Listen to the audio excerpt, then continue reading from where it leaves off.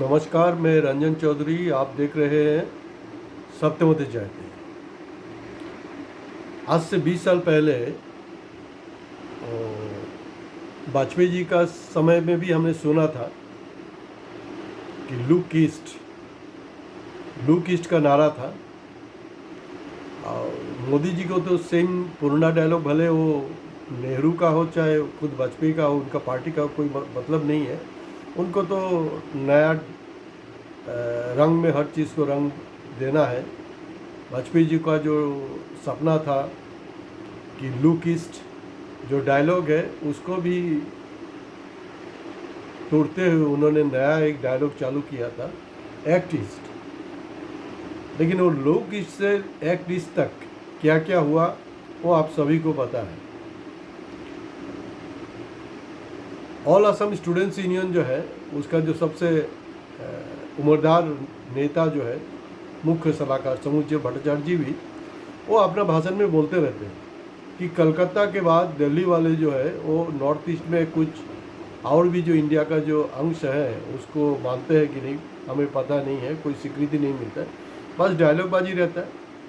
लेकिन उनका भी कोई खास रोल नहीं रहा। जो मणिपुर का घटना अभी 1 साल से भी अधिक समय से चल रहा है, जो भी हो, पार्लियामेंट सेशन के दौरान मणिपुर, इनर मणिपुर का जो संसद है, जो इस बार जीत के आए, भारी बहुमत से जीत के आए, विमल साहब जो है वो कुछ एरा गैरा कुछ आदमी नहीं है। आजकल तो एरा गैरा आदमी भी जीत जाते हैं ना। वो जो है कि जे.एन.यू का प्रोफेसर रहे हैं। उन्होंने जब भाषण चालू किया तो मोदी जी वो बस निकल गए वहीं से, क्योंकि ऐसे तो उनका डायलॉग रहा ना कि एक अकेला यानी मोदी सब पे पड़ा भारी। लेकिन हमने देखा है नॉर्थ ईस्ट का एक छोटा राज्य मणिपुर का जो एमपी है विमल साहब ने जब बोलना चालू किया ना, और मोदी जी वहाँ से प्रस्थान कर गए। उन्होंने कुछ काफ़ी संवेदनशील बात वहाँ पर रखी है। वो ऐसा है कि नॉर्थ ईस्ट का अपने आप एक इतिहास है, ये सेंट्रल गवर्नमेंट को जानना जरूरी है। जानू बरुआ साहब जो है, असम के बहुत बड़े फिल्मी जगत के हस्ती है, इंटरनेशनली फेमस है। उन्होंने भी सेंट्रल गवर्नमेंट को प्रेयर किया है कि उसके ऊपर ध्यान देने के लिए, लेकिन अभी तक किसी का कुछ भी सुना नहीं है। बीते समय में मोदी जी ने ना तो कुछ आवाज़ किया उसके बारे में, और ये जो पार्लियामेंट सेशन का दौरान भी मणिपुर को लेकर के चुप रहा। अब सबसे दुख की बात है, ये बहुत विडंबना है, जो हमारे हिंदुस्तान के माननीय प्रेसिडेंट है द्रौपदी मुर्मू जी, उन्होंने भी अपना प्रेसिडेंशियल जो स्पीच है उसमें मणिपुर का जिक्र ही नहीं किया।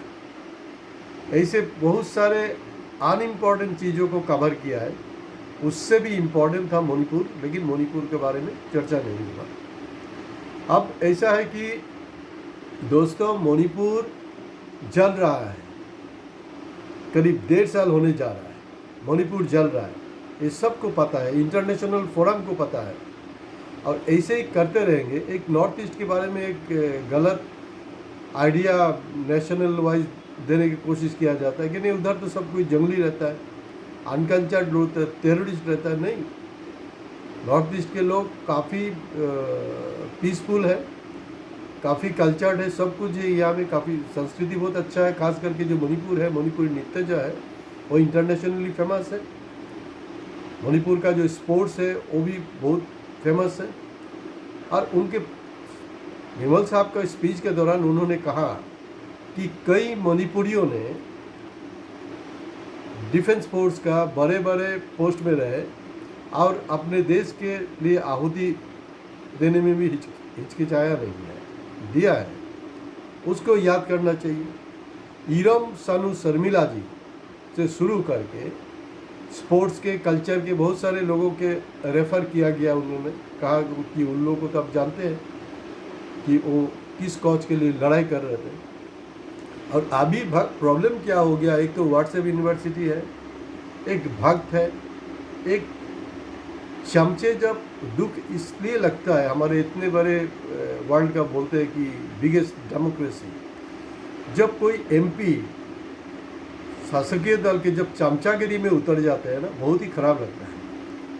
मोदी जी तो वहाँ से प्रस्थान कर गए, उनका हिम्मत नहीं हुआ, एक अकेला सब पे पड़ा भारी, और गलत हुआ। एक मामूली सा एमपी मोदी के लिए भारी हो गया, भारी पड़ा बोल करके मोदी चले गए। वहाँ में एक बीजेपी के जस्ट चमचागिरी, एक्चुअली क्या होता है देखिए, बहुत सही जो योग्य आदमी है, बहुत कम लोगों को बीजेपी के अंदर में टिकट दिया जाता है। वहाँ में भोपू मास्टर ज़्यादा चाहिए, वहाँ में चमचागिरी करने वाला आदमी ज़्यादा चाहिए। जब विमल साहब बोल रहे थे ना, तब भी उन लोगों ने, चमचे लोगों ने हल्ला गुल्ला मचा दिया था। वहाँ में ये लोग बोल रहे थे क्या, मेरी कौम का आपने नाम नहीं लिया। मेरी कौम को तो बीजेपी ने राज्यसभा का सांसद बनाया तो कौन सा तीर मार लिया आपने। जो मेरी कौम का जो करियर है, उसका उनका जीवन का जो स्ट्रगल है, उस समय क्या बीजेपी का कोई योगदान रहा क्या? नहीं। बीजेपी का एक ही काम है कि जब भी कुछ सेलिब्रिटी अगर मिल जाता है, रेडीमेड अगर सेलिब्रिटी मिल जाता है ना, उनको ले लो अपने पास और कोई पोस्ट में डाल दो, या राज्यसभा का एमपी दे दो, या लोकसभा का टिकट दे दो। यही तो है। हाल ही में हमने कंगना रनावत के समय में भी देखा, यही तो है। वो और तो कुछ पॉलिटिक्स नहीं है, क्या क्वालिटी है नहीं है। उन्होंने इरम सानू शर्मिला का जब नाम ले लिया ना, इरम सानू शर्मिला जी का नाम लेने के बाद, और मुझे लगता नहीं है कि मेरी कौम का नाम भी लेना जरूरी है। मेरी कौम का नाम क्यों नहीं लिया, उसको लेकर के हंगामा है। लेकिन वही चमचे लोग जो है बीजेपी का, वो प्राइम मिनिस्टर को नहीं बोल रहे कि आप कुछ क्यों नहीं बोल रहे। अरे भाई, एक नाम छूट गया तो कौन सा बवाल हो गया। तो ये जो है वो बहुत भयंकर चीज़ है। असम के मुख्यमंत्री इलेक्शन की बात, इलेक्शन के दौरान तो काफ़ी अनाप शनाप उन्होंने वो अपना जो स्टाइल वो कर रहे थे, लेकिन इलेक्शन की बात में उनका एक स्टेटमेंट है कि हम जो भी असम से सांसद चुन के भेज रहे हैं ना, वो असम का समस्या को लेकर के बात करने के लिए, मणिपुर के लिए।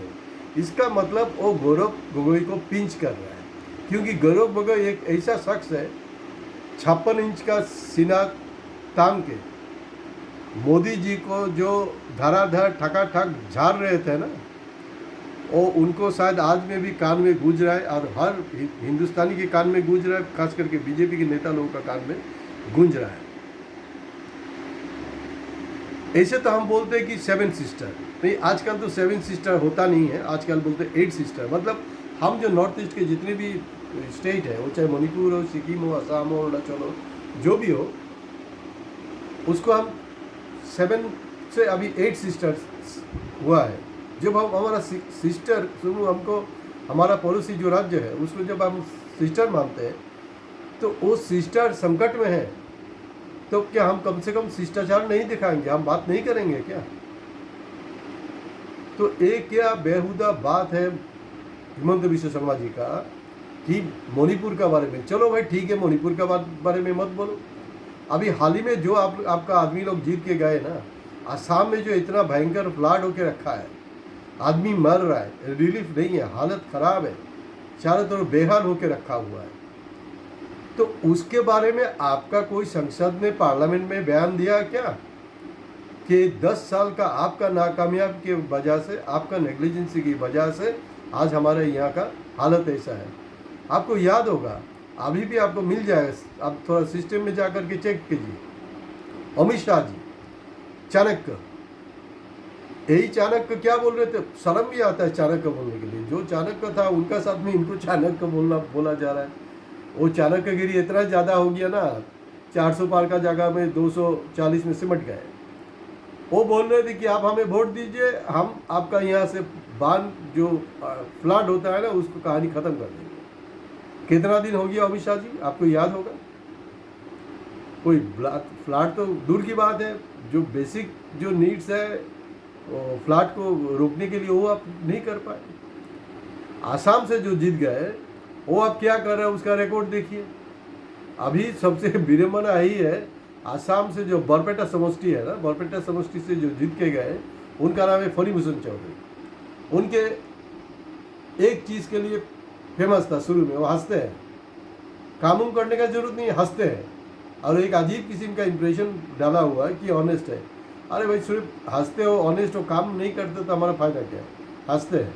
अभी जो हाल ही में उनको जो लोकसभा का टिकट उनको दिया गया वो रोना चालू कर दिया, नहीं हमको बंगाईगांव छोड़ के नहीं जाना है, क्योंकि ओरिजिनली बंगाईगांव के जो बरपेटा समष्टि के अंदर में आता है ना, उस विधानसभा का एमएलए है, नहीं हमको बंगाईगांव छोड़ के जाना नहीं है। जैसे लड़की लोग विदाई होने का टाइम में रोता है ना, रोना चालू कर दिया। अब तो लेटेस्ट यही है, अभी पार्लियामेंट में जा करके आसाम के बारे में बोलना दूर की बात है, लोअर असम, ऊपरी असम को छोड़ दो, जो निचली असम है, निचली असम का जो फ्लड का सिचुएशन है उसके बारे में भी उनको बोलने का फुर्सत नहीं है। वो वहाँ पर जाकर के सो रहे। इस तरह का निकम्मा लोगों को ऊपर में भेजा जा रहा है, ये मुश्किल है। सही आदमी को आप टिकट दो ना, वो तो जाके कुछ ना कुछ बोले नहीं। लेकिन यही सब हो रहा है। मणिपुर में अभी तक 60,000 लोग बेघर हैं, 200 से अधिक आदमियों का मौत हो चुका है, अभी भी किसी का कोई ठिकाना नहीं है। ऐसा एक हालत है। इस हालत में मोदी जी अभी भी चुप है, ना उन्होंने मन की बात में कुछ कहा, ना इंडिया का जो प्रेसिडेंट है, प्रेसिडेंट जो है उनका जो भाषण है उसमें कुछ उसका आवाज़ सुनाई दी, कुछ भी नहीं है। ऐसे कैसे चल सकता है? अभी तो डाउट हो रहा है कि वो पूरा का पूरा जो रिकॉर्ड है, रिकॉर्ड वहाँ में जो सिस्टम है, सिस्टम में आया कि नहीं, डाउट है।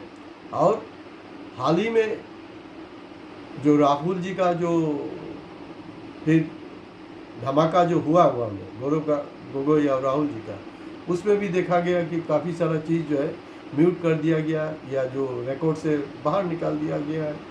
इस तरह से नहीं होगा, डायलॉगबाजी बंद।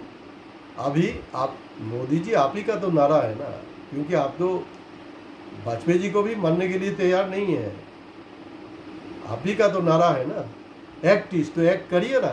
क्या मणिपुर क्या नॉर्थ ईस्ट का अंदर में नहीं आता है क्या?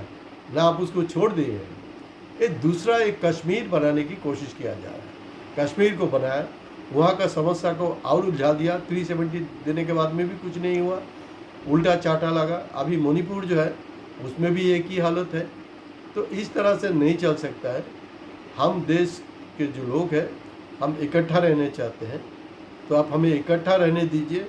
आपको ऑलरेडी सबक सिखा दिया है लोगों ने, तो उस जो सबक जो सिखाया उसको कम से कम याद रखिए और मणिपुर के लिए कुछ करिए, नहीं तो ये बहुत ही ख़राब हो रहा है।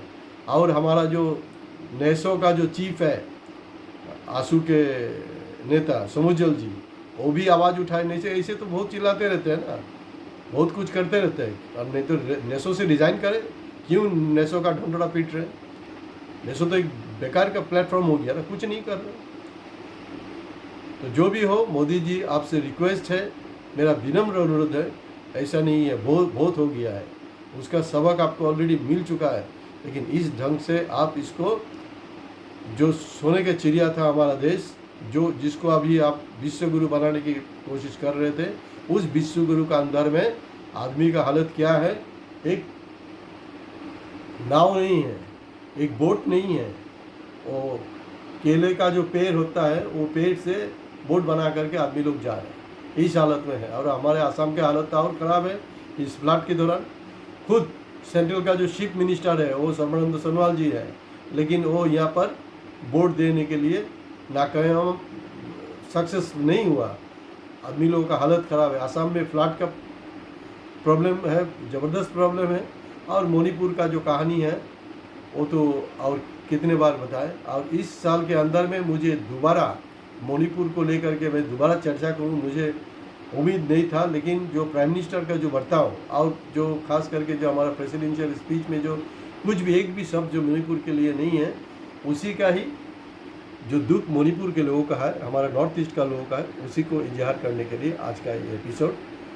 और नमस्कार, धन्यवाद, आज यहीं पर समाप्त करते हैं।